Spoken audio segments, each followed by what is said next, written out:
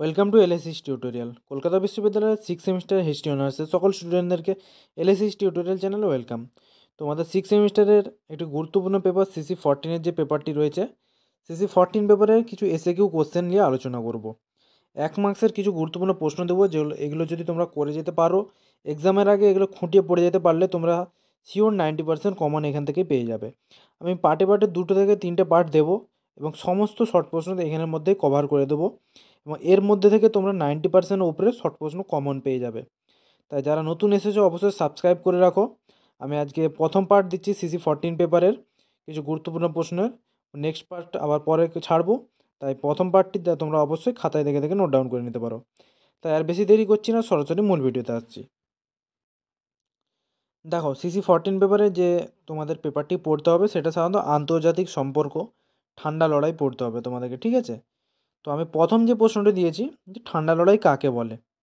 দ্বিতীয় বিশ্বযুদ্ধের পর প্রত্যক্ষভাবে যুদ্ধে লিপ্ত না হয়েও ধনতান্ত্রিক দেশ আমেরিকা যুক্তরাষ্ট্র ও সমাজতান্ত্রিক দেশ সোভিয়েত ইউনিয়নের মধ্যে যে পারস্পরিক দ্বন্দ্ব, রেষারেষি ও উত্তেজনাপূর্ণ সম্পর্কের সৃষ্টি হয়েছিল তাকেই ঠান্ডা লড়াই বলা হয়।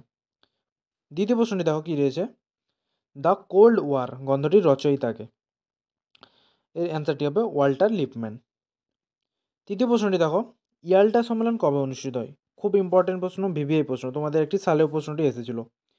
ইয়াল্টা সম্মেলন অনুষ্ঠিত হয় 1945 সালে। পরবর্তী প্রশ্ন দেখো কী রয়েছে, ফুলটন বক্তৃতা কী? এখানে বক্তৃতা বানানটা একটু মিস্টেক হয়েছে, ঠিক আছে, তোমরা ঠিক করে নেও। অ্যান্সারটি দেখো কী রয়েছে, 1946 খ্রিস্টাব্দে 5 মার্চ প্রাক্তন ব্রিটিশ প্রধানমন্ত্রী উইনস্টন চার্চিল আমেরিকার মিসৌরি প্রদেশের ফাল্টনে রুশ আগ্রাসন থেকে ইউরোপের সভ্যতাকে রক্ষা করার জন্য যে বক্তৃতা দেন তা ফুলটন বক্তৃতা নামে পরিচিত।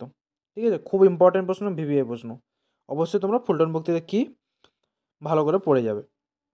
পরবর্তী প্রশ্ন দেখো, ইইসি এর সম্পূর্ণ নাম কি? এর সম্পূর্ণ নাম হচ্ছে ইউরোপিয়ান ইকোনমিক কোঅপারেশন। পরবর্তী প্রশ্ন দেখো, ওইইসি এর সম্পূর্ণ নাম কি?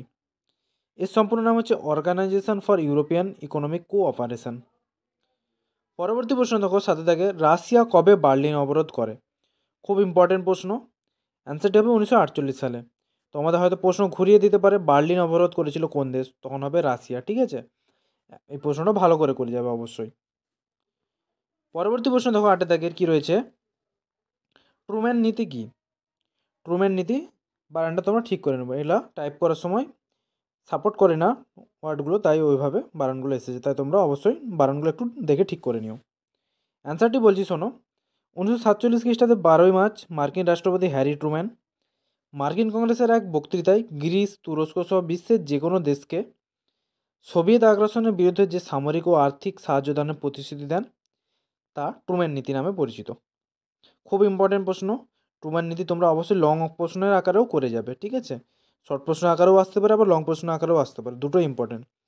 পরবর্তী প্রশ্ন দেখো, মার্শাল পরিকল্পনা কি? 1947 খ্রিস্টাব্দে 5 জুন আমেরিকার পররাষ্ট্রমন্ত্রী জর্জ সি মার্শাল যুদ্ধবিধ্বস্ত সমগ্র ইউরোপে আর্থিক পুনরুজ্জীবনের যে প্রতিশ্রুতি দেন তা মার্শাল পরিকল্পনা নামে পরিচিত। ভিভিআই প্রশ্ন তোমাদের মার্শাল পরিকল্পনা আর ট্রুম্যান নীতি, এই দুটোর মধ্যে একটা শিওর তোমাদের লং প্রশ্ন আকারে আসতে পারে, অবশ্যই তোমরা করে যাবো।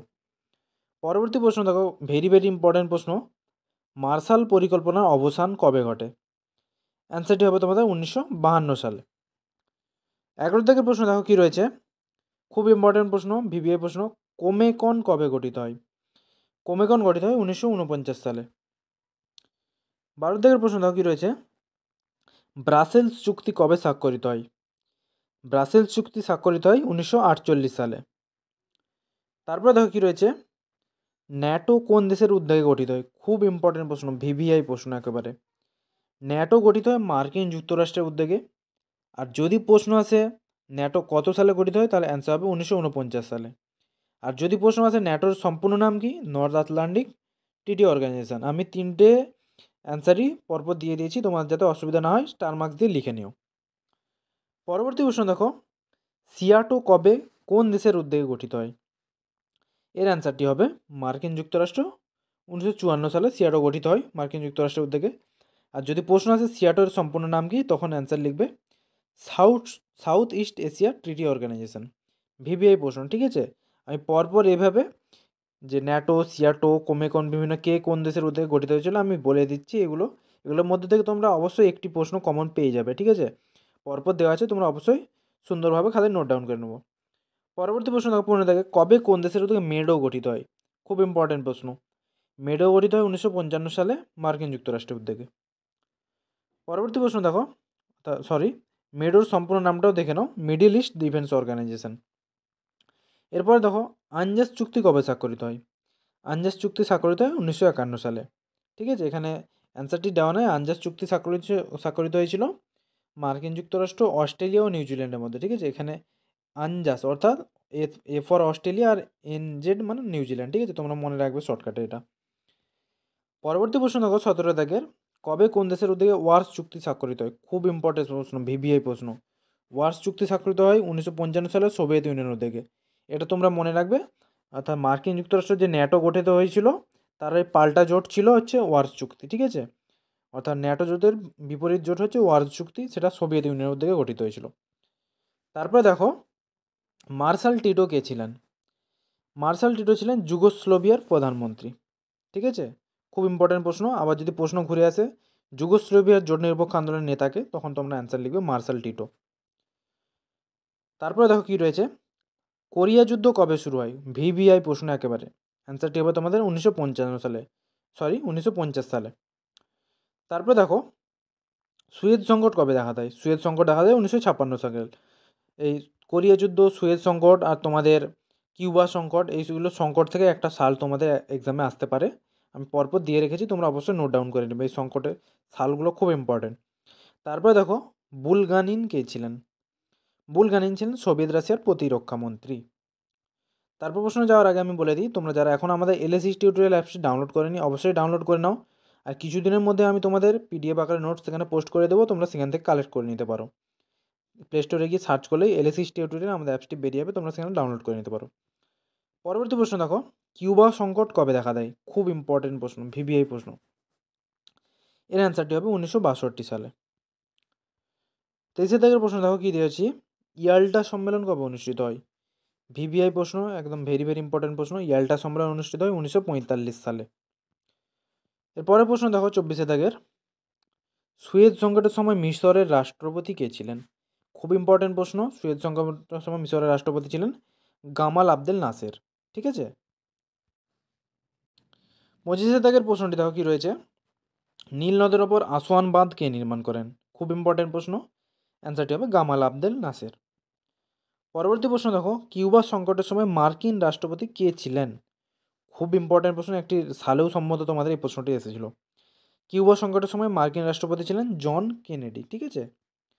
পরবর্তী প্রশ্ন দেখো, কিউবা সংকটের সময় রুশ প্রধানমন্ত্রী কে ছিলেন? অ্যান্সারটি হবে তোমরা ক্রুশ্চেভ বানানটা কয়রপলা হর্ষ হবে, ঠিক আছে? ক্রুশ্চেভ, তালপস্য চয়কার ভ। অ্যান্সারটি তোমরা দেখে ঠিক করে নাও। যেহেতু কিউবা সংকট হয়েছিল মার্কিন যুক্তরাষ্ট্র আর সোভিয়েত ইউনিয়নের মধ্যে একটা দ্বন্দ্ব চলেছিল, তাই দুটো দেশের রাষ্ট্রপ্রধান কিংবা মেন ব্যক্তিত্ব কে ছিলেন? রাষ্ট্রপতি ছিলেন মার্কিন রাষ্ট্রপতি জন কেনেডি, আর রুশ প্রধানমন্ত্রী ছিলেন ক্রুশ্চেভ, ঠিক আছে? দুটো ভালো করে মনে রাখবে। পরবর্তী প্রশ্ন দেখো, খুব ইম্পর্টেন্ট প্রশ্ন, হো চি মিন কে ছিলেন?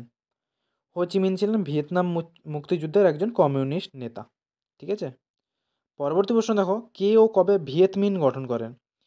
ভিয়েতমিন গঠন করেন হো চি মিন 1941 সালে। খুব ইম্পর্টেন্ট প্রশ্ন, একেবারে VBI প্রশ্ন। অবশ্যই প্রশ্নটি গুরুত্ব সহকারে তোমরা পড়বে, ঠিক আছে? পরবর্তী প্রশ্ন দেখো, জেনেভা সম্মেলন কবে অনুষ্ঠিত হয়?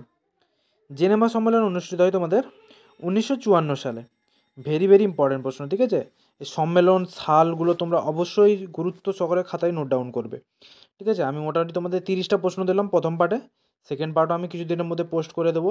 অবশ্যই তোমরা খাতায় নোট ডাউন করে ভালো করে পড়ে নাও, ঠিক আছে? দেখা হচ্ছে তোমাদের সাথে পরের ভিডিওতে। এছাড়া আমি বিভিন্ন লং প্রশ্নও পোস্ট করব, মানে অ্যান্সার আকারে আমি পোস্ট করে দেবো ভিডিও আকারে। তোমরা যারা নতুন এসেছো সাবস্ক্রাইব করে রাখো। দেখা হচ্ছে তোমাদের পরবর্তী কোনো ভিডিওতে।